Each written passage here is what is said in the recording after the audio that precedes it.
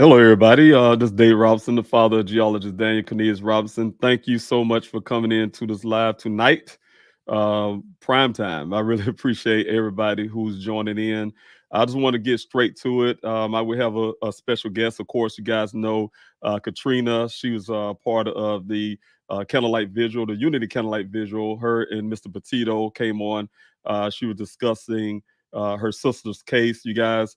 And she will be back on tonight. Before then, I want to talk about what I'm having currently going on with Daniel's case. As you guys know, the Candlelight Vigil was there, but the efforts to have my son's case moved over to the Maricopa County is still ongoing. You guys, this is something that's very crucial and very much needed in my son's case for fresh eyes to be into his case, as well as getting the answers that we need, and also getting those forensics that is needed to be done. I am not off the job, you guys. Candlelight Vigil is something to help bring awareness to Daniel's case, as well, and help other families, as well as, to commemorate that it was 2 years that Daniel has since Daniel has went missing, and also to show our love to my son. So again, that did not stop the efforts that I have going on to keep Daniel's case going forward.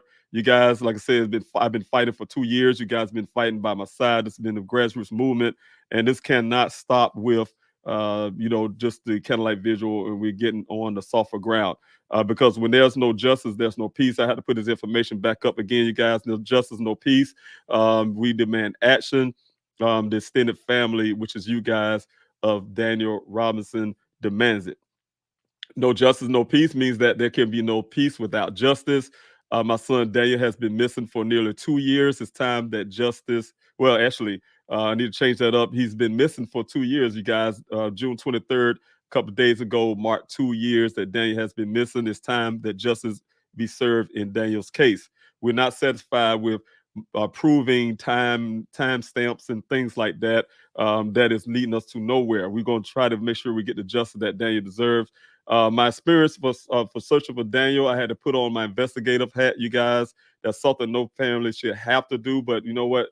We do that when we love our loved one. We go out and try to find clues and answers ourselves to help law enforcement along. My search, I had to put my search hat on, you guys. Started my own search because law enforcement was not doing the kind of searches that I needed for my son. As it stood at the time, there were no real search done for Daniel, and I had to take upon myself. I got tired of standing out there almost every day, you guys, with binoculars looking into that desert, and had to find a way to get out there to rescue my son.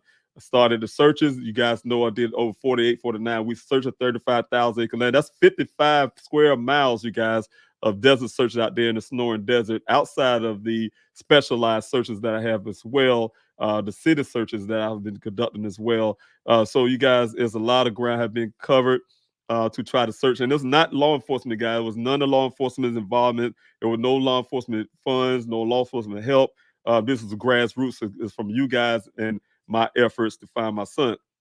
Also, I had to be an advocate for other families. Of course, you guys, I always keep saying over and over again, whenever families came to me, families that have missing loved ones themselves came to me out there in the Sonoran Desert, came to me in these letters and also these inboxes and things like that, telling me about their loved ones.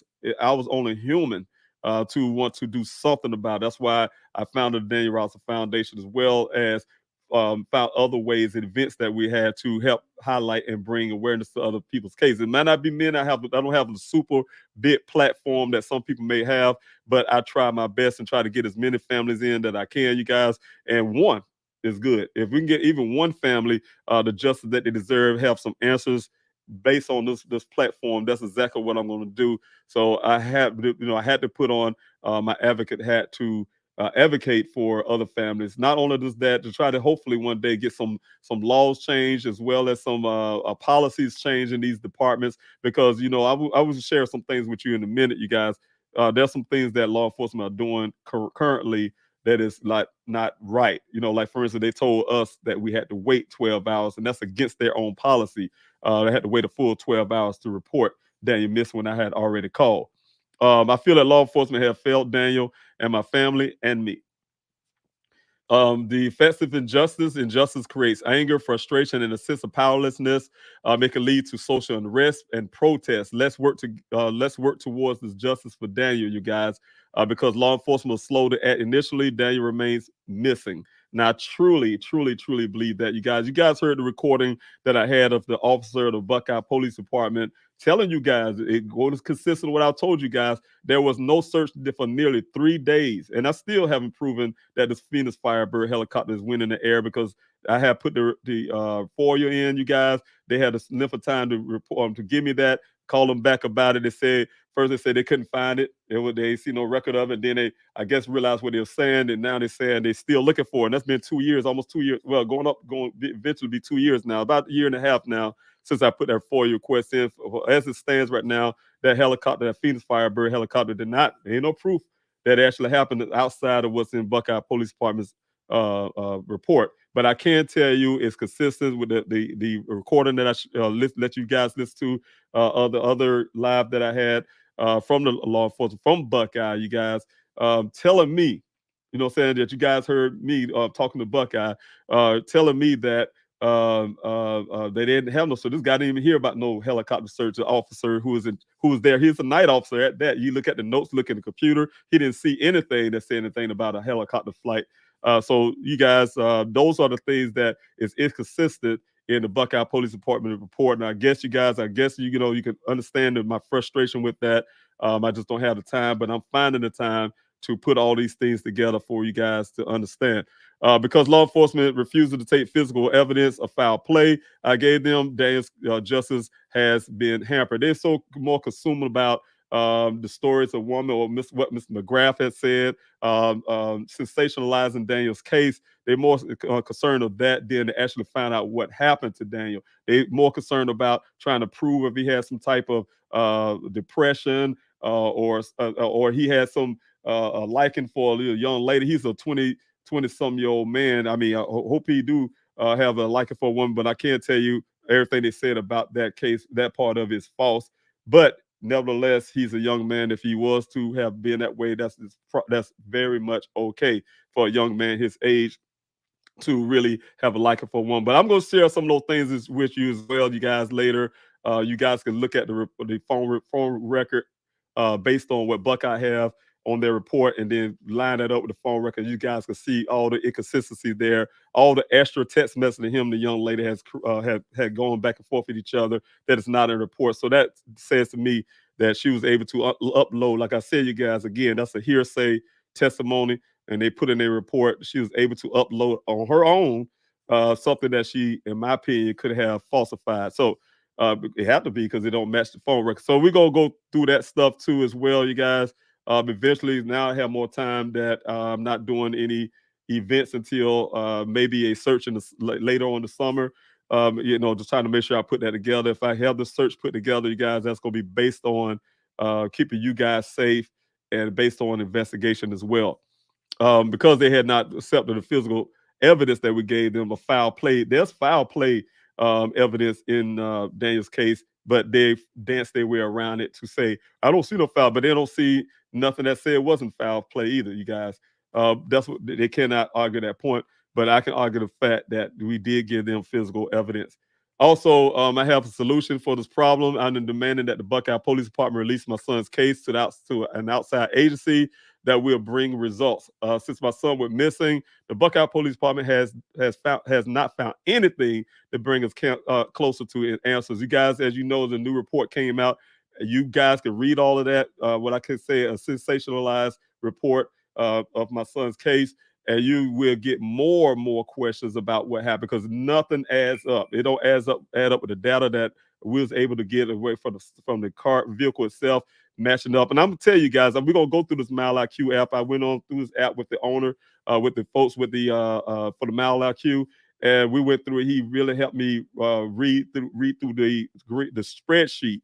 It's total opposite what Buckeye said, not what they're saying. You guys, they have a report. They try to fit it into their narrative, and I'm going to show you why I don't fit into that narrative.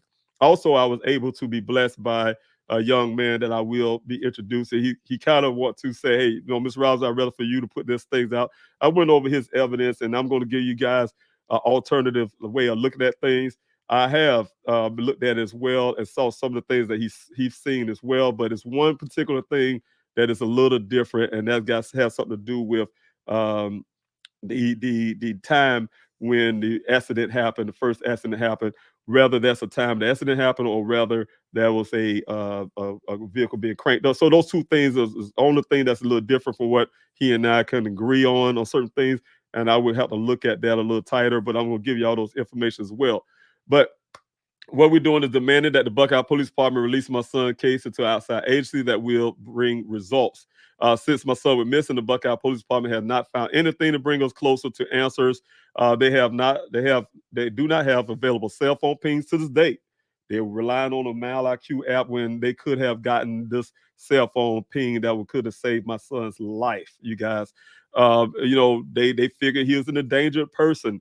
According to them, he had a severe brain injury in 118-degree weather, and he walked off butt naked. But yet, without their empathy for this young black male, they decided that they would give us everything that came from the scene. No friends at all. Give us everything marked for safekeeping, as he's going to come back as Superman with a brain injury in 118 degrees with wild animals and everything out there in the desert. He coming back for his thing. That is the low-heartedness that I seen come out of that part when you start really thinking about that. Also, you guys, but there was nothing to bring us any closer to answer. No cell phone pings, no traffic camera footages, you guys. Nor they have a location of the Uconnect on that vehicle, but we will get all of those things. It's coming soon, you guys. Everything that can help us find Daniel seems to be conveniently blocked by the Buckeye Police Department still, because it do not nothing matches up. You guys, they're coming up with a 10 o'clock that his cell phone was in the ravine at a certain time. But I'm going to show you. We're going to go through this data together, you guys. The green sheet that Mal IQ gave to me that I passed on to Buckeye. It's the same one. They don't have nothing new. It's going to be the same exact thing, you guys, and we're going to go through it together, and I'm going to point some things out to you. Now they are blocking other agencies that may be able to help. You know, I tried my best to go to Tempe, the police department. Out of one, you guys don't get confused. I had meetings with Mayor Woods, at the time, Chief Glover, as well as Assistant Chief Anderson at the time, and also their whole staff, my team. We were there, and I was able to convince the Buckeye Police Department to do forensics. And as they would say, as a favor, we're doing this as a favor to you, Mr. Robinson. I did reluctant to Buckeye having some of the stuff because I felt like they know some things, and I always had that cover up type feeling with the Buckeye Police Department. So I don't trust them. But the Tempe Police Department said yes, they have to share whatever found as well to them after they shared it with me as well. So the thing is, you guys, I initiated that. I initiated also the swabbing that I had to have the DNA to put into the database in case something is found. So there's a lot of things, you guys. I want to make sure these things are put in the proper space. So I'll be spending a lot of time putting things in the right, proper place. We will fight to have the change of the outcome, you guys. What we could do, we could peacefully protest in two forms. I created a mail-in protest to get targeted departments' attention and action. Next, we will protest their departments. Just like I said, this summer here, it's summer now. I have some plans as well to do protesting, you guys. I hope you guys don't think because of the Candlelight Vigil I went to sleep or something, as the Buckeye Police Department felt when that vehicle showed up. And they decided to tell me over 24 hours later, and they said they didn't want to disturb my sleep. I need you to join us and invite families and friends. This grassroots effort, there's power in the people. So again, you guys, thank you so much again for listening to this. But before I keep going on, you guys, I want to make sure that we talk about some of the missing people. That's what I'm here for as well. My efforts is to try to make sure I'm helping other loved ones. Before I bring my guest on, I told her, could be closer to what time I got here, the 6 o'clock hour. If you're in Arizona, and that'll be the 9 o'clock hour if you're in South Carolina, for instance, East Coast. But before I bring her in, I just want to make sure we're talking about other things as well, and that's to highlight some of these other missing person cases. You guys know that I talked about these families before. There will be more families that I will be featuring as well, coming into my more lives that I was trying to do a little bit more. But tonight, I was want to make sure that I'm highlighting a lot of the featured cases that I have done before. And you guys know this one also well. Alicia Navarro, you guys, she went missing at the age of 14 years old. You remember, you met her mother, Jessica. She couldn't make it on doing the Candlelight Vigil, but she been on here 2 times before. And she's a mother who called it, who's catching it hard. You guys, any mother catch it hard.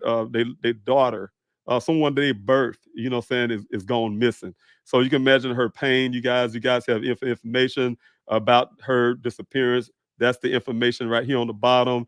But for right now, you guys, I want if you guys can pay attention to her story and hear how Miss Nunez expressed her story for her daughter. Thank you. My name is Jessica Nunez. I am Alicia Navarro's mom. My daughter disappeared on September 15, 2019. She left a note indicating, "I ran away. I will be back. I swear. I'm sorry, Alicia." Since that day, there has not been a trace of her. She liked helping others. My daughter is a sweet, loving, smart child. She has autism, so she has challenges, and I'm very worried for her. She loved penguins. She loved reading books. And she's a very smart girl that liked technology. If you could please take a moment to look at my daughter's photo. She could be your daughter, your relative. So please take a moment to look at that picture and see if you could help to be able to locate my daughter and bring her safe home.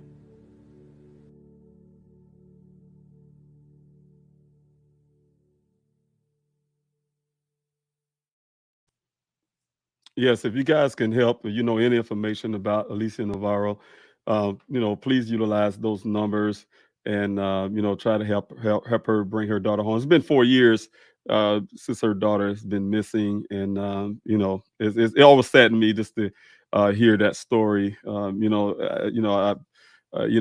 really, really, really touches me. Also, you guys, I want to talk about other missing loved ones as well. There's children. There's children out there. Madalena Kojakari. She has been missing ever since November 23rd of 2022 out of Cornelius, North Carolina. You guys heard me bring this story up again. These are from the Candlelight Vigil. From Cornelius, North Carolina. Her date of birth is April the 11th, 2011. She's 12 years old now. A child, you guys. That's an extra photo there, you guys, of her, I guess, more enhanced picture where she may look like now.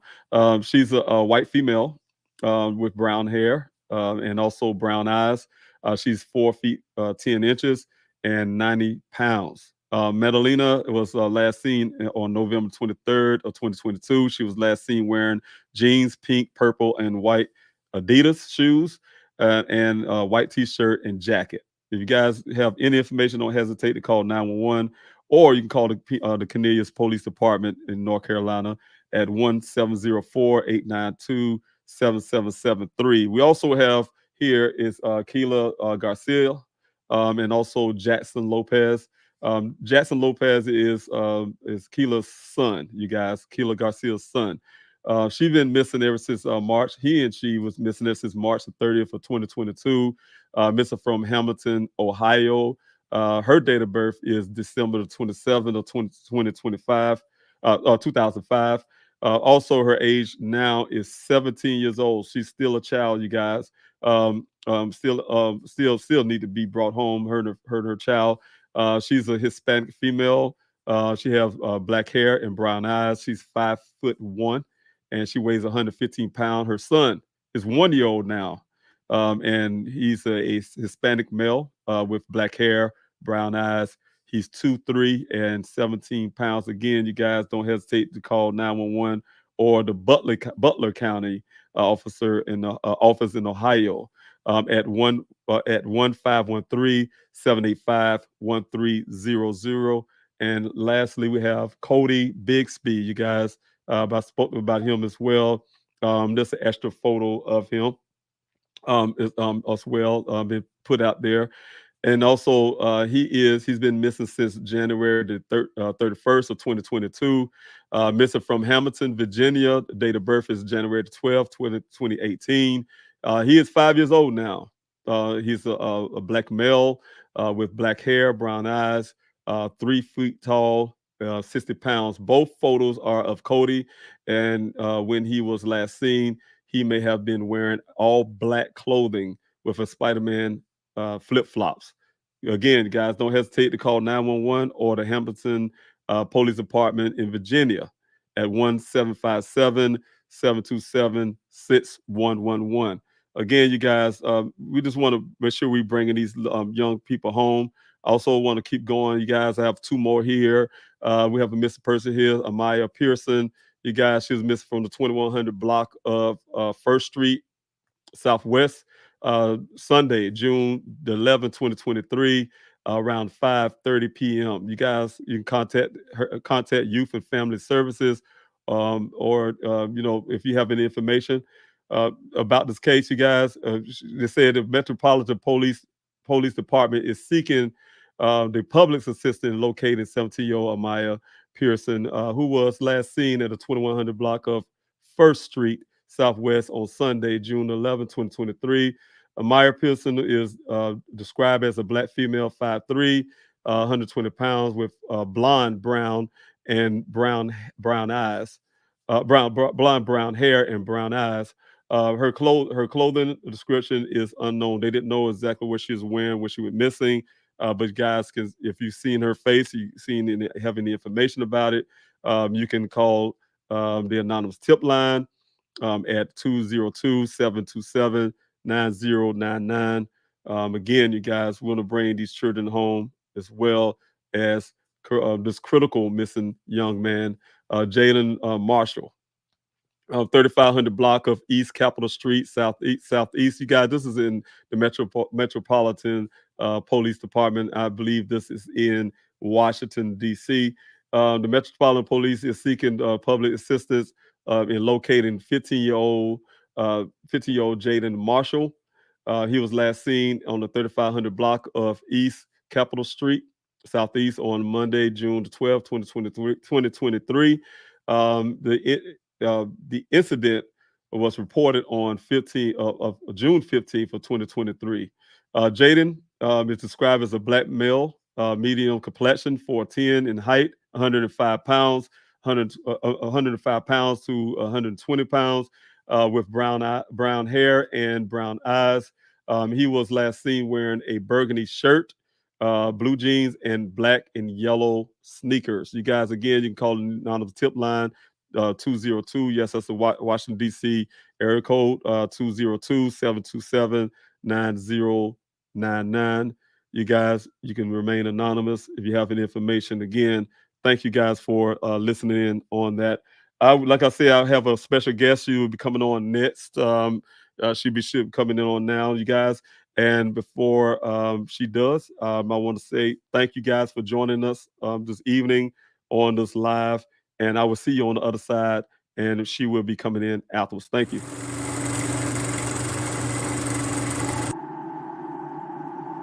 When the lights and camera turn off, I will be here. When the interest and conversation fade, I will be here. When there's no one around, a father will do anything it takes to be there for his son, to protect his family.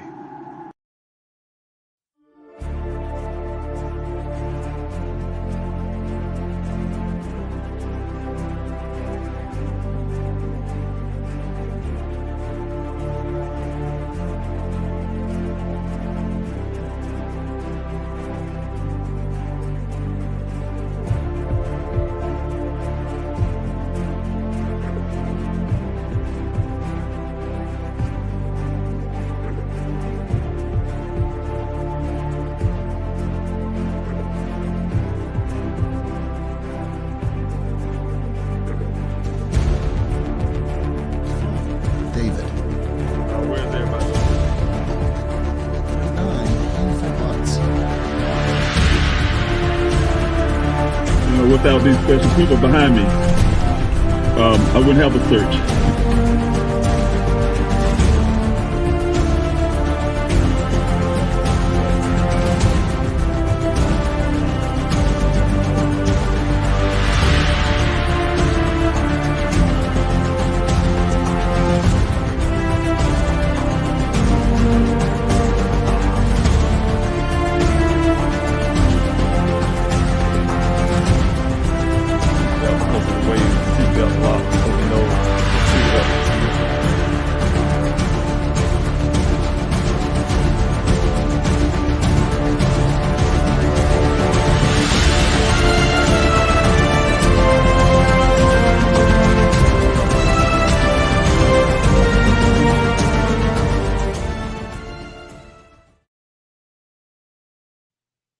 Hello again, everybody. I'm David Robinson, the father of geologist Daniel Robinson.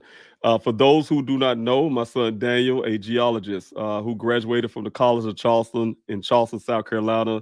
He graduated with honors, you guys. He graduated with many friends that he have gained over the years of his college experience. Daniel decided to take his career out to Arizona to make Arizona great. It's a place that is highly sought out there from geologists. Is a great place for geologists to thrive in their career. He decided to go straight there out of college, and he landed his job immediately with the engineering company called Matrix New World, also called Matrix Southwest Groundwater. This company, they hired geologists like Daniel to help them assess water, their groundwater, and also water wells. You guys in Arizona, as you may or may not know, Arizona being a desert state, have a law that's required that groundwater wells have to be built for communities. Community that's being built had to have these groundwaters, have to have these wells that produce at least 100 years of water. And that's something, like I say, by law. And these waters have to be drinkable, for one thing, you guys. They draw a lot of water out from the earth.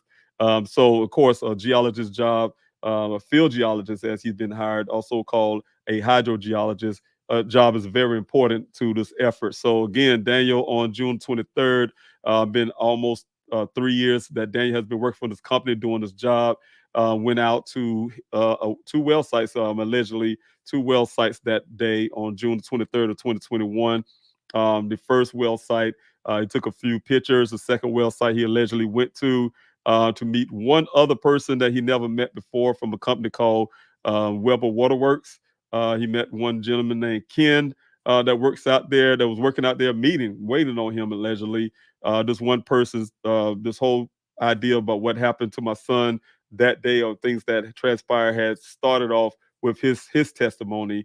He said that they got to the well site. They met out on Sun Valley Parkway, which is a main stretch of road. You guys, this road is really long. They used to call the road a road to nowhere, because it literally was. But nevertheless, it's outside of the Sonoran Desert area where they would be working. They met there, according to this Ken, and on the shoulder road of the road, my son followed him into that desert, into that Sonoran Desert. They made it to that well site at 9:00 p.m. And by 9:15, he said Daniel waved off to him and to never be seen again. So you guys, I'm just giving you the background of Daniel's story. But for those who may not know, I have been searching for Daniel since June 26th. I made it out to Arizona, fighting for my son. Again, you guys, I just want to, if you guys have any questions, this also, open to you guys, because you guys been champions into everything I have been doing. You may have questions about Daniel's case. If you have those questions, can you please put them in the chats?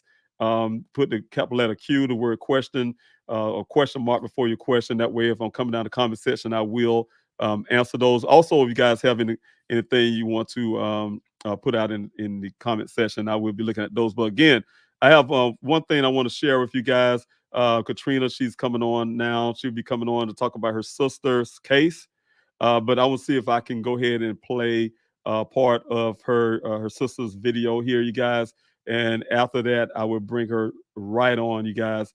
So you guys, if you guys can pay attention to her sister's case, she have a lot of information to share with you guys. Again, she's here. You guys, if you remember, she was here with the Candlelight Vigil. Mr. Petito was here, and we all discussing different cases. So again, I want to share with you guys, and I want to be able to play the video. Thank you.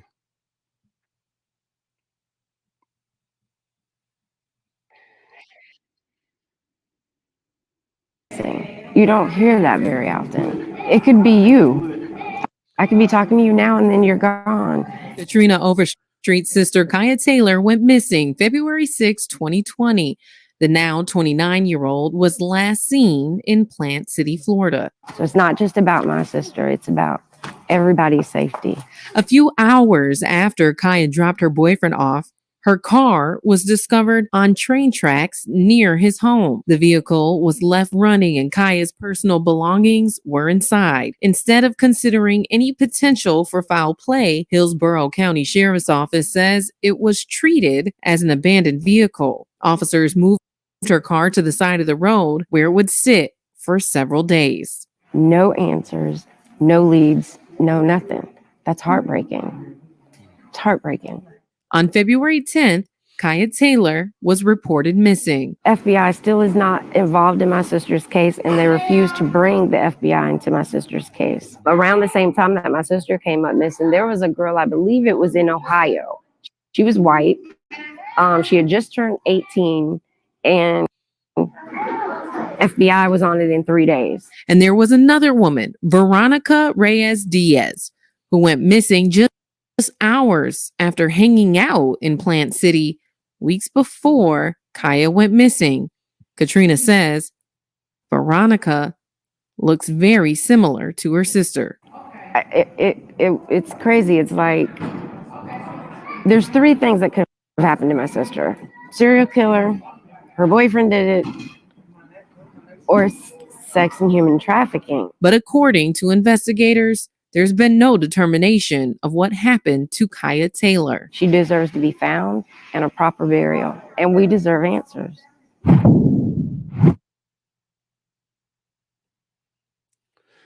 Thank you guys for listening in. Again, so just wanted to bring her sister on, you guys, and here she is. Thank you so much, Katrina, for joining us tonight. I truly appreciate you for being here. God bless you again for taking your time to share with us.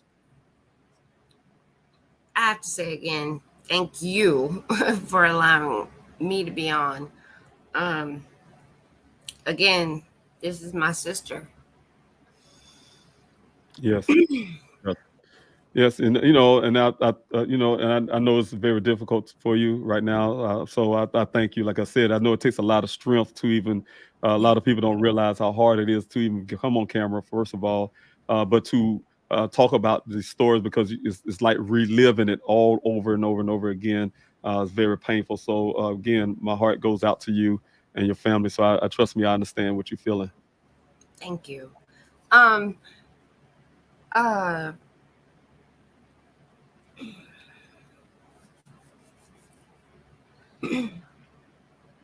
Take your time. Let's talk about Daniel. Yeah, sure. Sure.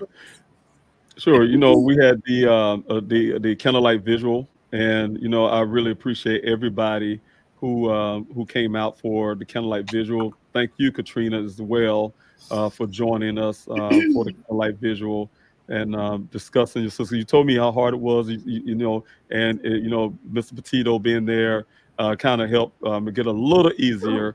But yeah, it's difficult. I already know, and I can tell. Just take your time. But yes, we're going to continue to fight. We're going to continue to fight for the families. I made it my thought as well as you is doing as well. Is tried to help other family along the way, and one way to do so is doing what we're doing here is to make sure we're putting these stories out there, and for everybody who's listening, to put the story out there because that's the main key to getting answers. A lot of times is to make sure that we get the story out there.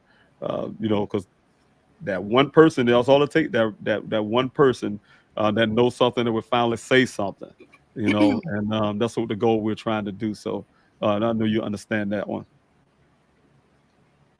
I'm sorry. Yes, It's a lot of time I get really emotional that's because okay. That's okay. people don't understand that all we need is that one share. People don't understand that we need that.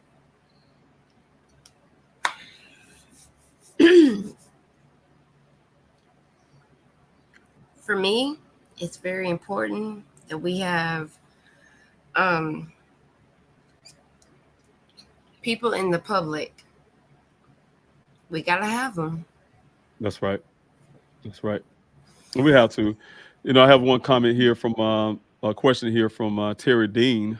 Starting off, thank you, Terry Dean. First of all, uh, she says, "Excuse me. You never take a break. You live this fight every day for 2 years, and you can elaborate on this as well. How are you holding up? And I can't say just like Katrina here for Kaya, her sister Kaya, it's very difficult. It's very difficult because we live the pain like daily. It just don't something that just go away. But a lot of times, like I don't want to do lives. I could be honest with that. At times, I just wanted to shut down and don't do anything. I fight myself sometimes just to do the lives. This morning, you guys didn't see a live this morning because my mind wasn't able to do so after this candlelight visual. I have to deal with the remnants of that. So it happens. But the thing is, what keep you going is the person that you are fighting for. Because Daniel's story have to be out there. I have to do everything I can to reach that person, the person that may say something. You guys are willing, like Terry, you're willing to share these stories and put them out there before that, I'm telling you, it might be a post. Somebody just have me passing by your page and see you put a post up about one of these stories, and then the right person pick it up and share it with somebody else, and then there you go. That person can help out. So yeah, I think about that in those terms, Terry, and that's what keep me going. It's not about my emotions. And I do have a little, advantage. A little advantage in my military experience. I'm a professional soldier. I still have those trainings where we know how to put our feelings and our emotions to the side to make sure we get a mission done. And my son is my mission.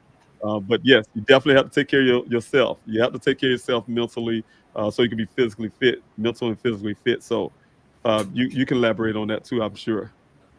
Absolutely. Yeah. So let's see if I have another question here, you guys. Thank you so much, everybody who's in the comment section. I see you there. Um, I really appreciate the hashtags.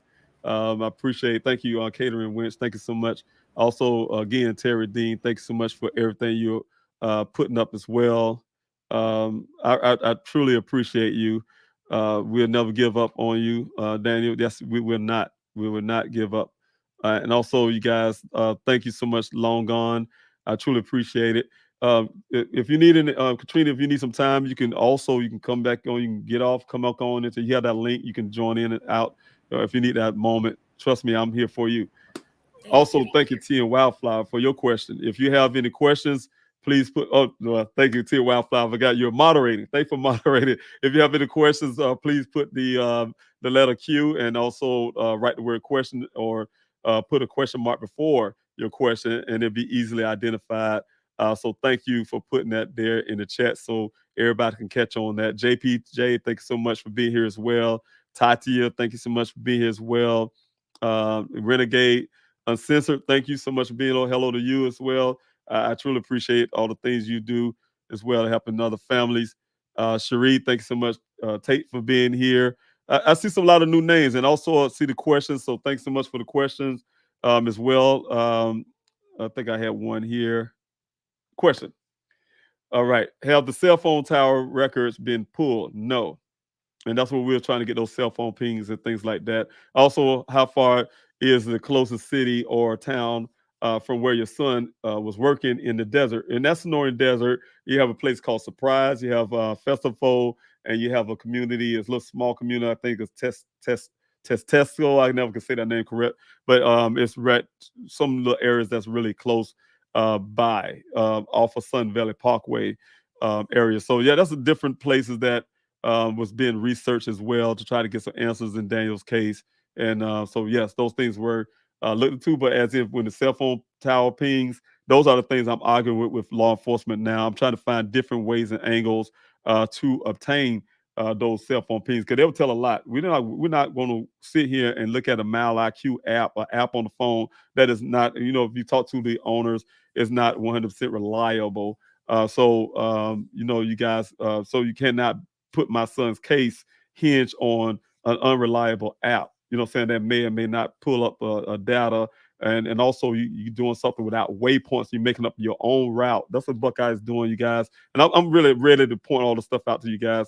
They're making their own route to fit a narrative, which is impossible. The route that they send that Daniel vehicle left that well site and end up in that ravine at this such time when everything else don't match that. I mean the travel time, the distance, the mileage, all that kind of stuff do not match. It doesn't make sense. So again, you guys, I already pointing that out. The rush to really, I'm telling you, these guys are really pushing hard to put Daniel Case his vehicle there for 30 days. And I'm going to show you reasons why that's not true. PM Channel, thanks so much for your question as well. And also, like I said, Katrina, please, by all means, whenever you're ready, you're fine. You can take your time. Question to Katrina: with cameras everywhere, did any business capture any images of their camera? I would highlight this question so when she come back, you guys, she's ready. I will I'll bring this question back up PM Channel whenever she's ready. So give her a little time. She may need that. Also, Larnell, thank you so much for being here. Katrina, if you ready, just let me know. You can give me a thumbs up and I'll bring you in. But right now, just take your time. Take your time. Okay? Just take your time. Sorry. I Oh, mean, that's okay. can you go back and show Oh, so us you how? there? Okay, sure. Mm. Those are good questions. It was geared to you from PM Channel. Question to Katrina: with cameras everywhere, did any business capture any images on their cameras? Yes. Um,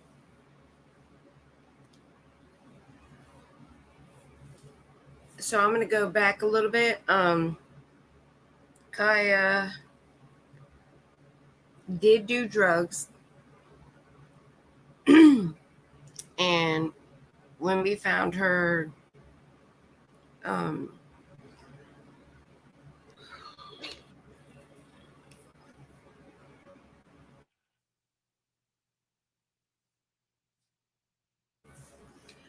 when we found the footage for Kaya, her last known video image was at it was Todd's. Todd's. Todd's is like a it's like a I don't know how to explain it. It's like a sex store. I guess is that's what you call it.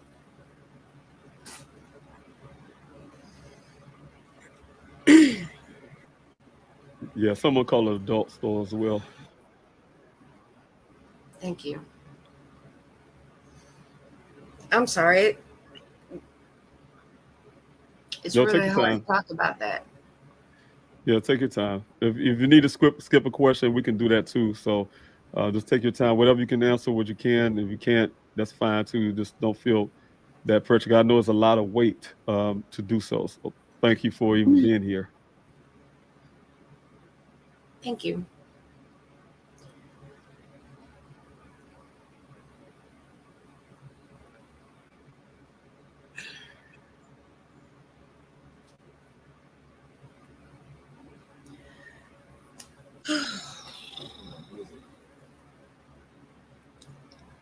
And if you need to leave your camera off, you can do that as well. That's you comfortable with that as well, Kaya. Katrina, I'm sorry.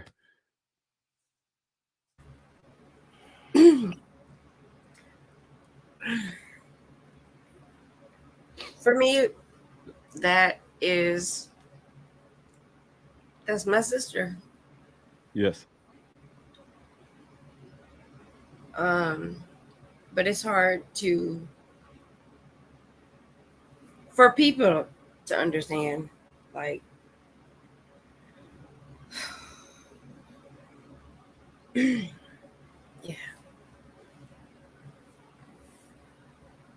I can't do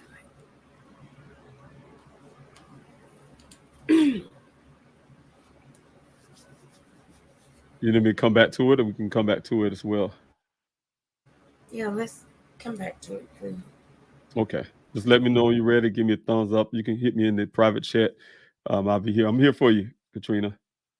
Thank you so much, everybody. Thank you for that question as well, PM Channel. I truly appreciate that. Um, Again, you can see how difficult it is, you guys. It's not easy. Some people say, like the question was for me, it's not easy for me. I'll tell you, to be honest with you, Mr. Larnell. Thank you, Mr. Larnell. I saw your name here as well. Um, this evening. He can testify to this as well as the team. I tell him this all the time. I haven't had an opportunity to really sit down and grieve Daniel disappearance to this date. Because I feel like if I'm able to, I may become less effective. But at the same time, you being human, you have to release some of that somehow, right? And I tell that to people all the time. When we was in the military, for instance, we're trained to put our emotions to the side and put the mission first. Things like that. I learned that, you guys. I told you this before. When I first made it to Afghanistan, we had a young man, 18-year-old kid. I'm a gunner at the time, and I think he was in one of the vehicles. I couldn't remember which one, and I think it was one of the lead vehicles. But he was talking a lot. He was on the radio. We have our headsets on. He was talking a lot, specialist. He knew a lot, real smart, knew a lot. He's really been studying studying really well and knowing a lot, and he was displaying that. But to make a long story short, it was an average day, same day, and the sad part is we lost him to friendly fire. You could say him and his battle buddy were cleaning the weapon, and his negligent discharge that ended up eventually he passed away from his injuries.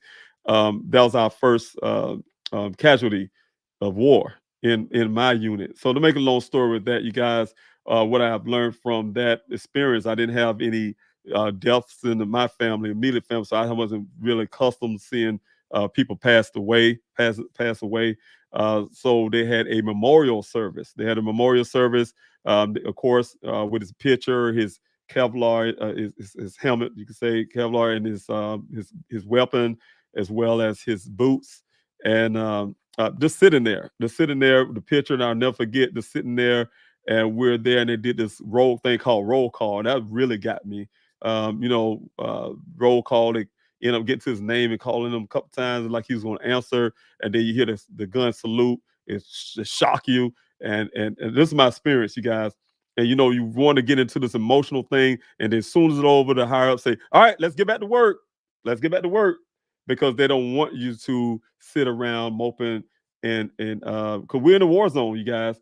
We couldn't sit around and moping and keep our brain on what just happened. We had to get right back to work, get back to the mission that we were doing, and we jumped back on it. So to make a long story, that it started becoming more accustomed to what you had learned in the basic training. For instance, you have to keep pushing. You have to keep pushing, because being complacent, for instance, will get you killed, to be honest with you. So some of those things was kind of a reminder of how to handle emotional situations, is to be able to learn how to be able to put those things to the side to make sure you complete a mission. And my mission, like I said, is to fight for my son and do everything I can.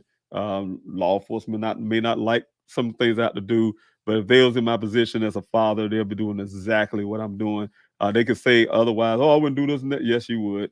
You would do what you got to do to make sure that they are constantly working on your child's case, because we see it too many times before, you guys, where law enforcement could do very well. Some don't. Some do. Unfortunately, Buck, I haven't, but some do, but they would do to a certain extent where they felt like they did enough, and then they would kind of stop. So I'm not going to allow it to stop. That's what I'm saying. It's not going to become a cold case when there's so much there for Daniel's case, and that's why you need an advocate, a person to continue to fight.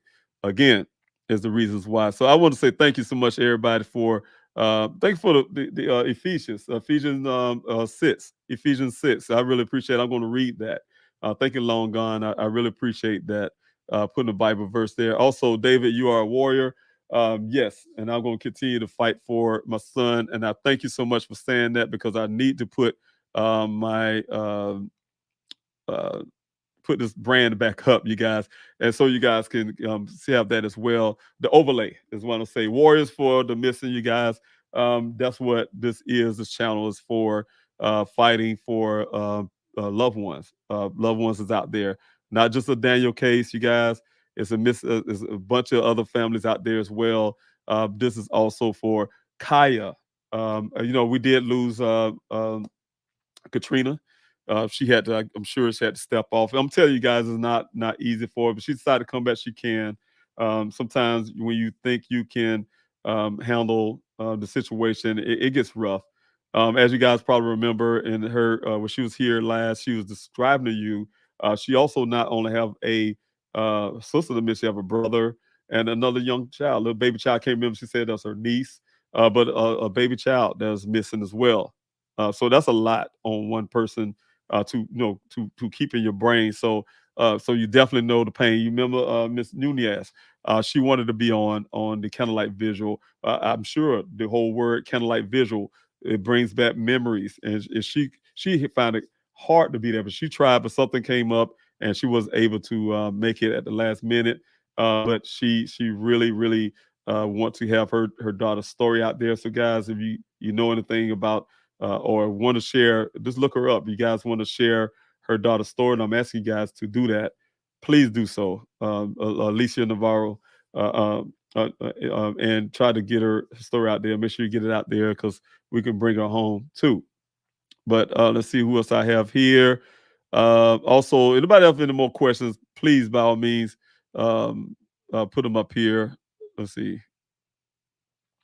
I see something that seemed like a question. I'm not sure. I would do the same. The well past question. Okay, I saw a video of I guess cadaver dolls, a large machine that was in the desert. Do you know what that machine was? That big thing over the well. Okay, I think I know what you're talking about, Michael. And thank you so much, first of all, for being here. And thank you for everybody else again. But I think what you were talking about, I had issue with a well, you guys. I still have issues with that well. But the Buckeye Police Department, I asked them to come into this well that from my research, is where the actual well that Daniel went missing. They say Daniel went missing from. And this well has some things in the bottom of it that material, somebody dumped a lot of dirt in there. And I still argue those points. But there was something at the bottom that appeared to be a human skull. At the bottom, covered over with dirt. But those things, before I knew those things, you guys, the reason why I went into that well, the reason why I had the company to go in that well to do that video that I shared with you guys, to search that well myself, is because the Buckeye Police Department didn't do it. You guys, they came out there and I had to send a letter to Chief Hall, make them come out there. They came out on a weekday and they brought a half-ass camera that they couldn't barely touch the water surface, and they pull it back up and say, oh, nothing else to see here, basically, and I wasn't satisfied with that. Of course, I didn't say anything to the public, but I was pissed. And I didn't want to go off like I'm a police basher or something. They did something, they just didn't do the job right. And so had a company come in and do the job right. And that's when I noticed all those things in it. But I kept talking about it over and over again, trying to get the media attention, trying to get the FBI's attention on this matter, et cetera. And finally, the Buckeye Police Department in 2020, I think it was this year, as a matter of fact, 2023 or the end of 2022, I think it was this year, 2023, they actually, 2 years out, almost 2 years after Daniel went missing, actually looked into this well the same way I did, right? And they not only they had this machine that was able to pull those things out, the same machine that Weber Waterworks would use when they're going into those wells or doing things for those wells. So they had those machines out there, but ironically, that machine was red. You guys, we're always trying to find out where the red transfer paint came from. I want to know what kind of equipment that Ken was talking about when he said he need that fuel truck to come fuel. The only thing I can think of is a machine like that, because that thing need fuel, right? And the fuel truck haven't made it there yet to even know what they're using, what machine they use to pump that water out. And I know how the system work. It is a machine that is red in that nature that pumps the water. And Daniel's job is to get the volume of water to come and measure this, that, blah, blah. And so the whole point I'm making, you guys, is that is a question. I guess you're saying something about that. About the cadaver dolls, I'm not sure. I don't remember that at all. So Michael, that may be what you're talking about, may not, but that's the only thing that comes to my mind without knowing exactly what you're referring to. Thank you so much for being here as well. Valzel279, thanks so much for being here. Old Lady O for being here. Aaron, thank you for being here and constantly in support. You guys, I want you guys to, I'm not going to forget about Katrina. Pray for her. You guys see how hard she had it. Just pray for her. Pray for her mind. Pray for her because it's bothering me right now just thinking about it. Just pray for her, you guys. This is rough. You see how hard it is for her. It's rough. It's not some easy task to answer questions and come out there and talk about the story. It's not an easy task, you guys. I walk off of this Q&A many times with a splitting headache. Or not even Q&A. I don't call it Q&A no more, but coming from this live with a splitting headache. I have to deal with law enforcement. Y'all don't know half of the things out here know in the background, and I get a splitting headache. When I'm trying to reach out to them and they just ignore you, you get a splitting headache. You have to deal with certain things when it comes to your missing loved one. Long gone, thanks so much for your question. To have you contact the Arizona State Police and ask for their help. The The only state police they have is the DPS, Department of Public Safety. That is the state police for Arizona.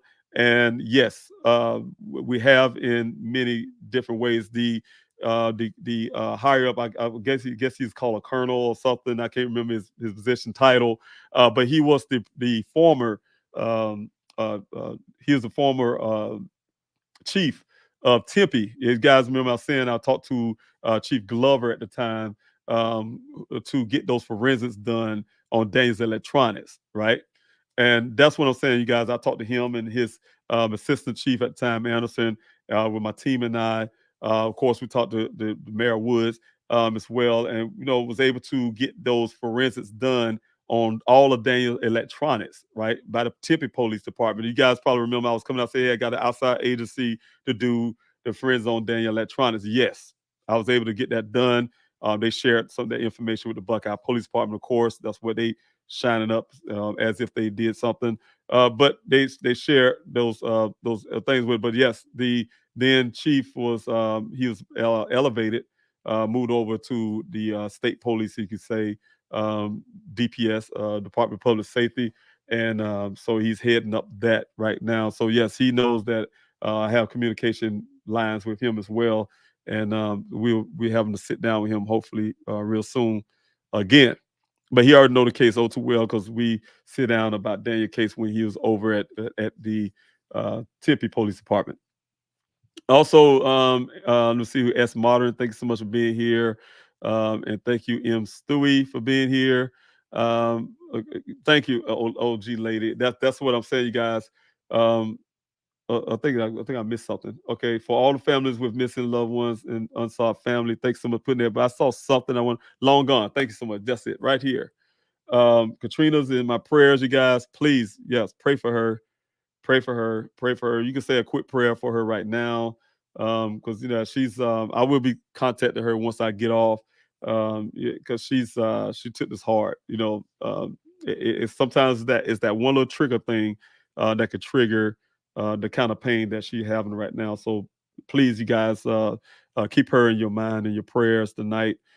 Keep her and her family in your mind and your prayers tonight.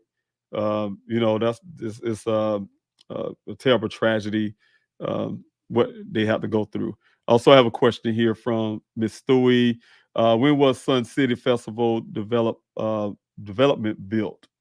Well, I don't know when they were built, but this passing by in 2021 when I first noticed the place, and the first time I noticed the place was when I came out there because I didn't believe that Buckeye even did a. I'm gonna tell you something. I'm gonna tell you what backs up too. I'm not a person that want to believe Ken's story because I don't believe a story about what he said about Daniel, but it got to be a little truth about what he said about this helicopter thing, right? As you guys seen on the picture, I was writing down notes. You guys, I have video, have witnesses, my daughter and another young lady listening in. And Ken told when I say us, we all listening and I'm writing, right? Told us that day when I went to go interview him. I said, because I asked him, I like, hey, look, man, I say, have you been working here every day? He said, yeah, I've been working here every day since Dane was missing. So he was there every day up to that point when I was talking to him every day. I said, oh, good. So you was here when the Buckeye Police Department came with their helicopter search and they came to the well. He said, well, I personally didn't hear no helicopter and he didn't see no police at the well, right? So I'm like, that made me suspicious about the Buckeye Police Department. I'm like, okay. I wrote that stuff down, but I'm like, okay. I thought they said they did this helicopter search for my son. Told my auntie they had a Phoenix Firebird helicopter, right? And the way they say Phoenix Firebird, I was thinking of this helicopter that can move fast and is powerful or something. And so, make a long story, that always been in the back of my mind. I'm like, he said he ain't hear nothing or nobody showed up no police didn't come to the well site, you guys. And so what backs that up, you guys, when it comes to that place is when 2 weeks after that, they came out with a search with this Silver Air Patrol. Some old guys, retired men, came out with about 5 pickup trucks and saying they're gonna do a search, right? And that would cause me to go to the development. That's when I first found out about these development that you're saying, Sun City Festival, surprise. Um, uh, you know, they say they did a search right then with that thing. But to make a long story, like I said, you guys, that's the time when I was alerted because I was sitting there. That caused me to come. To make a long story short, they told me, Buckeye told me about they're gonna do a search with us. Um, um, like I said, the Civil Air Patrol, but they didn't invite me or something. They just, oh yeah, we're gonna go out there tomorrow. And I say, man, that's BS. I don't believe them after I heard what Ken said. I ain't had no reason to not believe Ken's story at all at that time because I just met him. And I said, no, I don't believe them. They lying about something. I called my daughter and I told her, hey, you got to get up early in the morning. We're gonna be up there early. We're gonna be there an hour before they did. They said we're gonna be there at 6 in the morning. We're gonna be there at 5. We got there before the sun come up.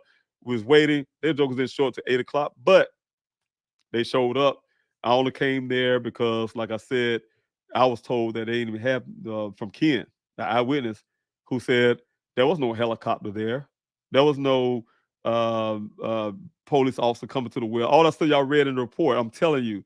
And also, I have the phone recording you guys heard the other week when I played it. The officer, I'm talking to the officer, and he's saying that he don't see nothing in the computer about no helicopter. You guys. So I'm saying, and also to back that up, I put a FOIA in, like it's almost 2 years now, and they can't find it. The Phoenix Firebird, that means the fire department as well as police department can't find it. So I say it don't exist. It's a falsification in their report, and now that stuff will come out eventually too. But as in Sun City development, I don't know how long ago that was built, but I just found out about it because while I was waiting on that Civil Air Patrol, they wouldn't let me in. For some reason, they blocked the gate with their vehicle and wouldn't let me in. Think I'm sneaking in, so see what they're doing, what they're really doing. Um, that's why I took it. We had to go use the restroom, of course, and that's when I went up. I was told that it was a gas station a few miles up the road, and that's when I found the Sun City Festival area where I was able to go get some gas and also to check and see if this that's a Shell station that was on Daniel's bank statement. So, and it wasn't that Shell station. Also, thank you, Michael Ramona, for being here. We'll pray for her in the name of the Father, Son, and Holy Spirit. Thank you so much. Watch over this lady in the time of great crisis. That's really nice of you, Michael. Um, she's hurting, and yes. I like I said, I'll check on her, you guys, once I get off. But yeah, that prayer. Thank you so much for the prayer. Also, yeah, thanks so much for the prayer. I'll say, if you guys have any more questions, you use like I said, the capital letter Q word question for your question mark. That'll help me find it. But in the meantime, you guys, like I said, just pray for her. Small Town PI, thank you so much for the super chat. God bless you for your support and your love. You've been supporting this channel since you've been joining in on here. So I truly appreciate you, Small Town PI, for your help. And that boosts my morale. It boosts me up to see that kind of support, and I truly appreciate you. God bless you for that as well. I have a question from PM Channel. Again, the question. Thanks so much, PM Channel. I know it's been 2-year anniversary of Daniel being missing. It was very difficult. It is very much so.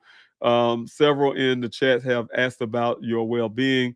How are you doing mentally, physically? Oh, thank you so much for even inquiring of that. Like I said, my days are always, only people in my immediate circle know how difficult things can be. You know what I'm saying? Like I said, I just didn't have the opportunity because I'm so busy all the time. You guys, when I say busy, I'm seriously busy. Sometimes I think I do it, allow myself to be busy like that to keep me from having to think a lot, And but definitely didn't have a time to grieve yet. The Candlelight Vigil, it almost didn't happen. I can say that. Last minute, I pretty much probably how Katrina feel. Was overwhelmed with just the whole fact that Daniel's been missing for 2 years. I go back. My thing is, I go back and reflect on how I felt when I left South Carolina. having mixed feelings. I was worried about what happened to my son, what the hell is going on, and then hearing law enforcement not going to do anything about it. Being a man that come from from the projects, who know police brutality also well, the language that police talk to, especially people of color, the way their, like I said, their attitude towards going way all the way out versus doing the minimal to say, hey, we did something. I heard all of that in the way that law enforcement officer, when he told me it wasn't his fault. I'll be honest with you, the way I took it, that one officer, he kind of was throwing his say that, hey man, it's not me, my higher ups is the way he put it. My higher ups saying, they canceled the flight is unauthorized. He went to them and said, hey, we should go and go to helicopter. And they the one turned them down. And so when I started hearing that, of course, like I said, my thing was, and I'll be honest with you guys, my thing was I was going to go up there in Arizona, go across whatever. I'm going to get there and I was going to get my son. I mean, I felt like it was going to happen the day I got there, right? I didn't see 2 years coming. Every day up to 2 years, even now, I didn't see 2 years coming. I'll be honest with you guys. It got more difficult. The desert, been out there for all those weeks with volunteers. That was encouraging, seeing hundreds of people show up, but it was intimidating at the same time. I've been in the desert of Afghanistan before, but I was in vehicles, riding around in vehicles, going across the terrain, dodging IEDs and things like that, right? Danger zone. But the thing was, but being out there in that desert looking for your child, and it's almost like a needle in a haystack almost with the equipment that we didn't have. We didn't have what law enforcement have, the training, this, that, blah, blah, blah. We don't have all of that. And, it become intimidating. It becomes stressful, especially when we start finding human remains. It's scary. I mean, the whole thing, I can rehash the whole thing, but yeah, it started off that way with me thinking I was just literally going to find my son a long time ago. I'll be honest with you. I saw the things that law enforcement wasn't doing, and like Lionel will correctly say, they've been taking a lot of credit for things that I had worked. They're like I worked for them, and I had to cut them off. And that's when Chief Hall, I guess, felt that I'm holding back some evidence. I'm not holding back anything from them. I just don't work for them. I've given them so much. The access to my website to get information about it put up there, access to I paid for tip line, anybody putting in things there, that type stuff. But yet they wasn't giving anything back to me. They shut down on me and things like that. So give me and say anything they want to me. My son joined a monastery, become a monk, and all kind of crazy stuff to me. Like they feel like they could say anything to me. So the thing was, from getting off subject, when you asked that, for the 2-year anniversary, like I said, I was really at the last minute, uh, didn't have the energy to say I really want to do a candlelight vigil. I did it the year before, but again, you guys, my biggest thing is if I don't do it, who will? If I haven't came out to Arizona to fight for Daniel, what y'all think y'all hear that Buckeyes say they did, it would have never happened if I didn't show up into Arizona, you guys, if I hadn't been fighting for my son and you guys been backing me up. So what I'm saying is I just keep pushing it because I keep telling myself, no, when I get weary like that, I'll tell myself, David, just one more day, you got to keep going. Just one more day because, that might just be it. You know what I'm saying? If you stop now, oh, that's what they're waiting on. I feel like law enforcement be happy if they see me go off in the sunset and they can throw Daniel's case in the file somewhere in the back of the closet with dust or something. I see that. But long as this man keep irritating and everything else, yeah, I'm here. I'm here fighting. So I definitely feel like I can serve Daniel some justice by keep on pushing myself. I got other things in life. Still have a young daughter to take care of. I have a home in South Carolina to take care of. I have a family dynamics in South Carolina that I have to take care of. I have bills that I have to take care of. So life did not stop when Daniel died. Excuse me. Oh God, please forgive me. I didn't say the word died. You guys, I don't know where that came when he went away. Oh God. Y'all, please forgive me. I don't know where that came from. That just really messed my head up just now. When Daniel first went away, you guys, yeah, that really messed me up, you guys. I don't know where that came from, but when Daniel first went missing, my life did not stop. The things that family dynamics did not stop. Um, yeah, that really messed me up, you guys. I don't know where that came from, so please forgive me on that one. Uh, but you know what? Yes, the family dynamics, you guys, they do not stop. Life do not stop. Nothing do not stop. You know, you talk to other families as well, you guys.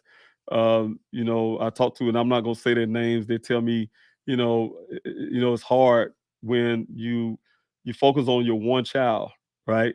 And then you have other children you have to take care of. Um, it just don't stop. Life don't stop. I'm telling you, you can be going through all kind of other things in life, and you have to take care of those things on top of what you're going through with your child, right? So what end up happening, you guys, like I said, the dynamics of that, is difficult. It's very difficult. Just keep on continuing to fight. So you have to keep telling yourself over and over again to fight, fight, and don't ever let it go, because you can. That take that one moment at one time, you guys, and you might have those answers you're looking for. So you say several in the chats have asked about your well-being. Like I said, it's not always good, as you can say right now. I'm not feeling good at all right now for whatever that thought came from, or that what I just said came from. You guys are not making me feel good at all. But the thing is, you know what? Just have to keep on fighting. So thanks so much, PM Channel, for that question. I truly appreciate that. Also, let me see if I can find any more questions. Y'all got any more questions, you guys? Um,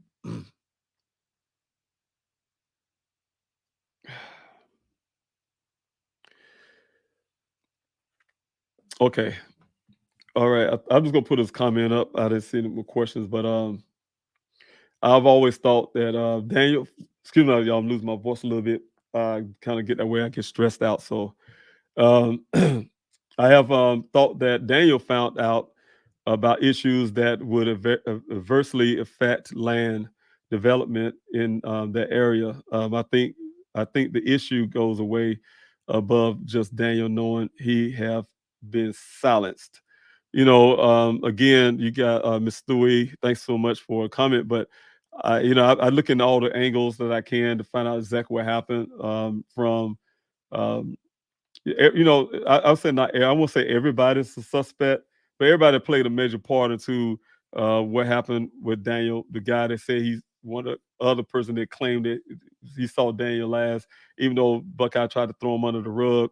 I haven't thrown him under the rug. I think it's furthermore things need to be investigated about his story based on everything he said.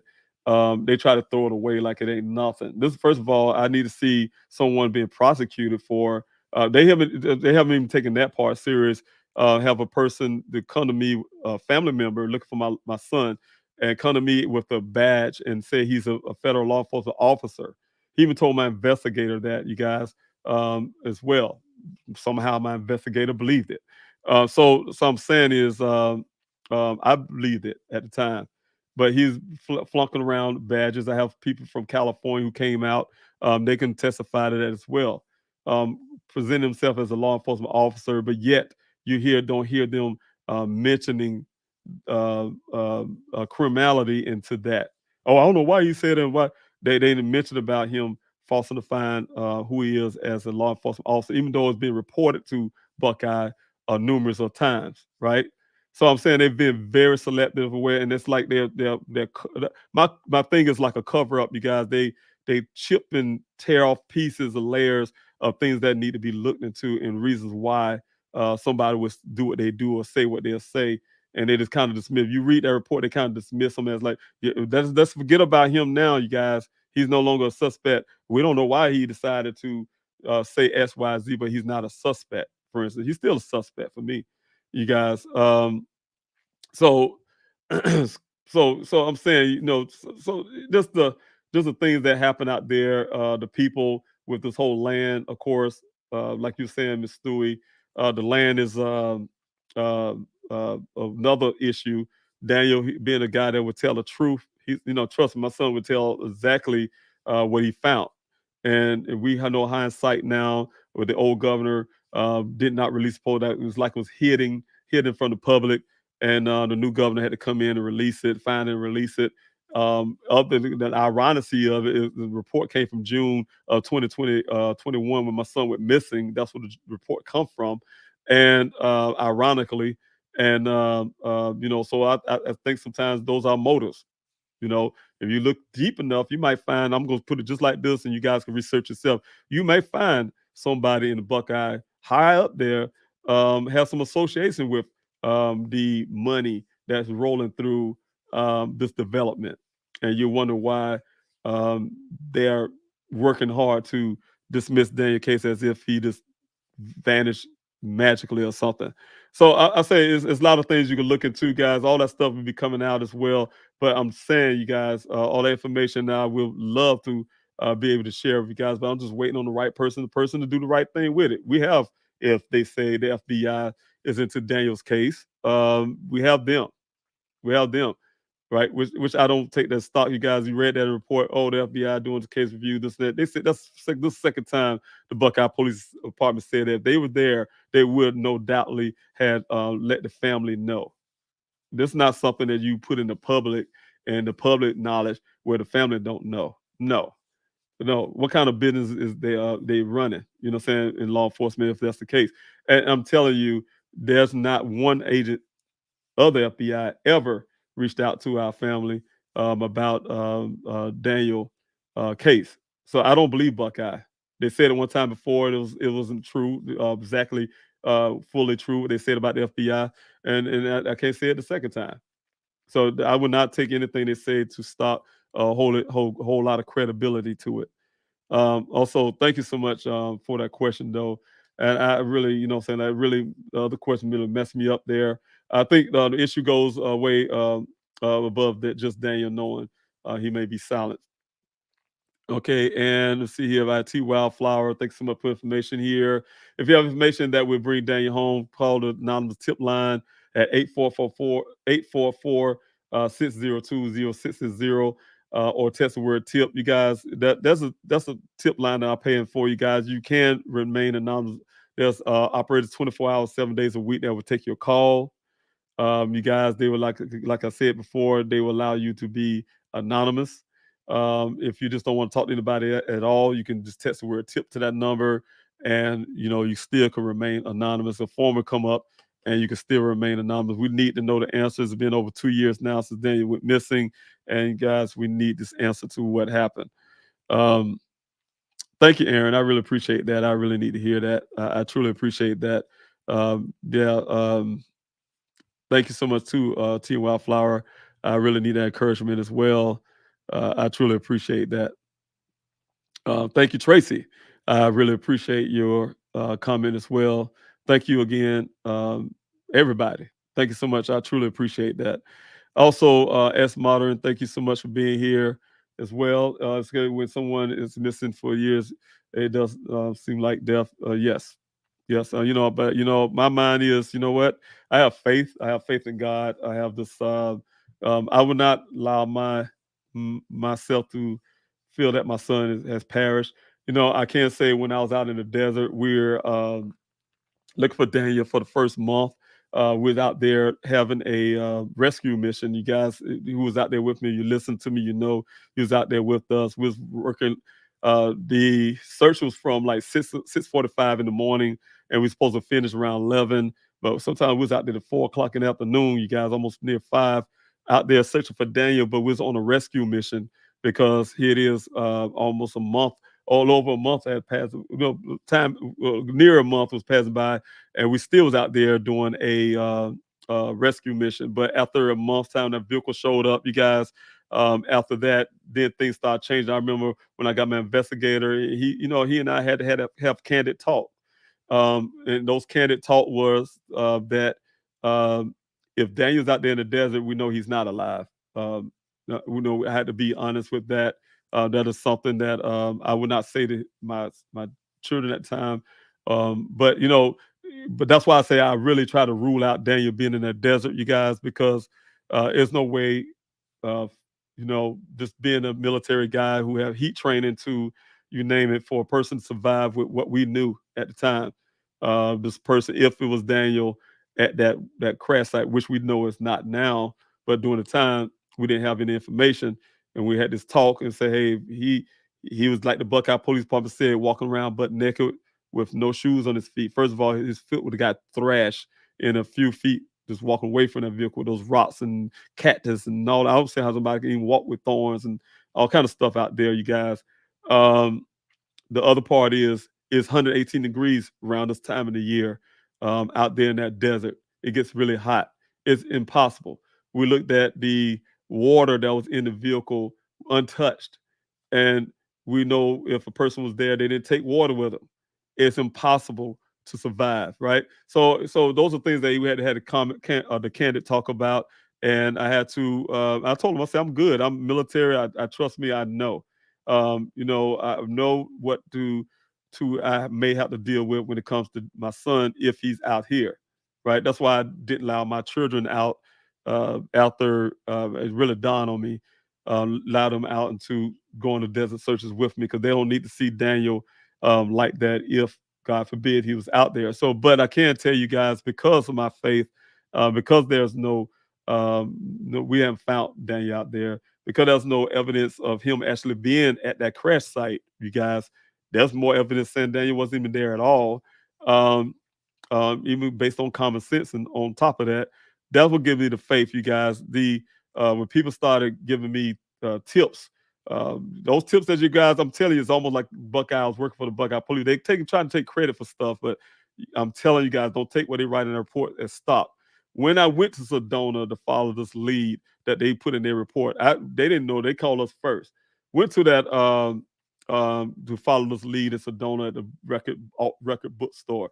We went to Flagstaff to the Sprouts grocery store to follow that lead that Buckeye trying to throw in the report now. When we went talked to with the lady in California, I think it's I can't think of the name of the valley, but out there, those situations, I'm saying those things gave me hope. I talked to my family about it, you guys. We was really hopeful that this could turn out to be Daniel somehow escape that desert, and he's out there and he's on this, what they said, it's a spiritual journey, and this kind of stuff, right? So of course that gives me hope and give me faith. But one thing about having a missing loved one, to be honest with you guys, those kind of things come to your family, come to your mind as well. You don't know what to believe. Every day you don't know. You don't know if your loved one is alive or dead, and that's the thing. It's worse than I hear some people describe, who have missing loved ones, or murdered loved ones, or missing loved ones that they found. And they said the hardest part is when you just don't know, because you don't know which way your mind want to go, and that's the truth, you guys. It's hard to juggle those two thoughts at one time. You don't know if your loved one has passed away or they're still out there somewhere. So you just keep pushing and you just got to keep having that faith, and just believe that your loved one is alive. And that's what I do for Daniel, is to believe regardless, of what evidence of foul play that we have. Tried to get a law enforcement that would suggest that something happened. But that's why I tell you guys, when I say, they ask me all the time, reporters say, hey, you believe foul play happens? Yes, I know foul play happened because we gave them the information that suggests foul play. But whatever foul play means, I do not know. I don't want to believe that somebody murdered my son. I believe that maybe they jacked him for his car, whatever case may be. Who knows? He got away, or maybe they hold him hostage somewhere. Like these guys will hit me up on these burner phones that Buckeye still haven't, that are reported to the FBI and the Buckeye. You don't see that in the report. I'm telling you guys, they are selective. They don't give a damn what happened to me. For instance, I get death threats. Do y'all see that in the report? No. They put anything in the report that kind of bolster their narrative.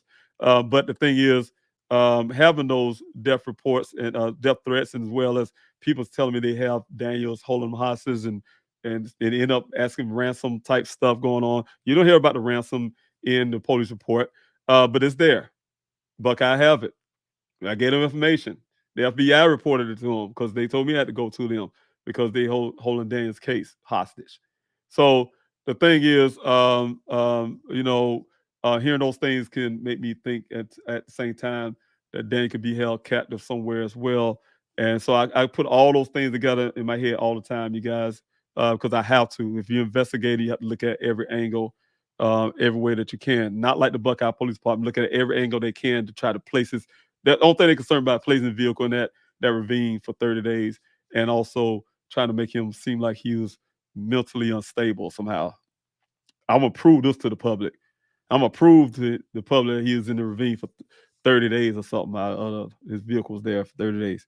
You ain't proved nothing. You ain't proved where my son was located, who did this or what happened. You ain't proved that the foul play didn't happen that we showed you, that type stuff. So, I mean, that's why I'm telling you guys, if you guys think I'm being very critical, I have to.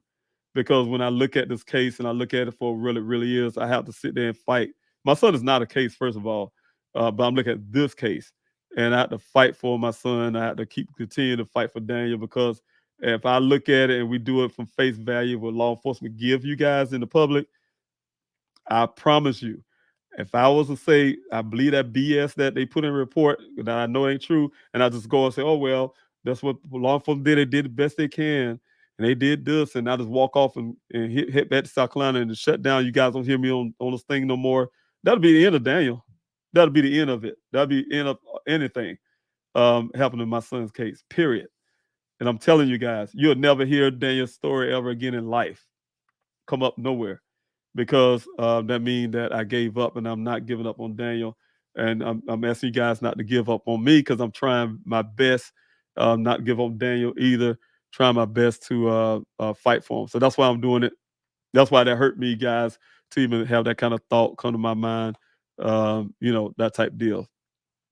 All right, so thank you, Sierra Kay, for being here, praying for you down here in South Carolina. Good. I'm a native of South Carolina, of course. We don't give up. We don't. Fighters down here. I can't say I've been Arizona. I was. I don't want to put it out the way I really want to put it out, but I was reaching out to certain demographics and certain things I'm just used to. Even though we're in a southern state, I could put it that way. I'm just used to the way we do things and fight. We can do it when we get together. We actually do it. And I haven't seen it, and it irritates me about some things where certain things move. But when you say that, I kind of maybe thought about that. Sign the petition here at change.org. You guys definitely, I like to say, put your voice to the petition, you guys, because it helps. You guys don't think it do, it helps. That numbers always help me out in the background when I'm approaching these law enforcement, also people who I need some backing to say, hey, look, I have your community backing me on this. And you guys have been backing. I did do a update, and I would need to do another update. I'll do all sorts of updates to update it on every one of those things I have up there on the website. You guys, I'll update that stuff coming up real soon. Mr. Michael, thanks so much. Again, it is hard to ask questions because it seems like you got no help in the beginning, which unfortunately does not surprise me. I've lived in bigger cities, and it's the same scenario appears sad. And, that happens with a lot of families. That's why I say, again, Daniel's America's son, you guys, because it happens to families all the time. Just an example of what actually happens in this country. In 2023, when people still going missing, thousands every day go missing, and some go without a trace. And with technology, how in the hell can that happen? But when it comes to that money, I guarantee you, nobody will make a bank robbery and take millions from a bank and somehow escape. When they say, well, we ain't got no camera footage, nothing down the road or nowhere. I guarantee when it comes to that money, man, money is more valuable than human lives. I can tell you that. They will find a way to track these guys and find out where they went with their money, right? But that lets you know the way the society is a capitalistic society, and everything matters when it comes to money over lives or anything else. All right, I'm not being political, but that's the nature of life in the United States. Anissa, thanks so much for your question. Well, thank you so much for everything you and your husband do. You always put a smile on my face. I truly appreciate you. And, I always tell you that. I truly appreciate you. Was Daniel first time out there on that particular piece of land? Yes. Yes. According to his job, he has never been out there before. And neither one of those well sites I was told. But there's some that say there's information in him being in that well site before, but the first well site. But that second well site definitely, and I can answer that question sometime later, but that second well site where he met Ken, never out there. The first time he ever meeting Ken, I was told that as well by his company. And um, um, the first time in that desert area, the first time he was out there. So again, go back to the Billy guy, you guys who came to me. He came direct to me. He didn't go to Buckeye, you guys. And I want to make sure I'm saying Buckeye would put it that way. You guys read his report. You can read all kind of crazy crap. Um, Billy, the way he came off, he did describe that he did go with the Buckeye by phone call. They dismissed him. They didn't want to hear what he had to say. And he made himself over. Excuse me, guys, I put call drop. He made himself over to my searchers out there in the desert. I'll never forget the day he came to me. I was just finishing up, and I was putting my razor up on the ramp. Came with my then search coordinator. My search coordinator told me who he was, and I'm sorry, you guys. I'm sorry, you guys. I got this thing going on in the background here. But yeah, he came over with my search coordinator at the time. Search coordinator told me who he was and exactly how he presented himself. He's a federal law enforcement officer. He had put out this badge, a gold badge, and told us that's who he was. But I can't tell you again, I was very judgmental. I'm not a very judgmental of people too much, but I have a good judge of character a lot of times. And he didn't fit the description of a federal law enforcement officer. I don't know what they're supposed to look like, but nothing about him said police officer to me. Right. So the biggest part was only thing that said police officer to me was the fake badge that obviously was fake now, I know, but the badge that he presented to me at the time. I sent him over to my investigator who was out there, get this stuff together, the razors that I rented out for him.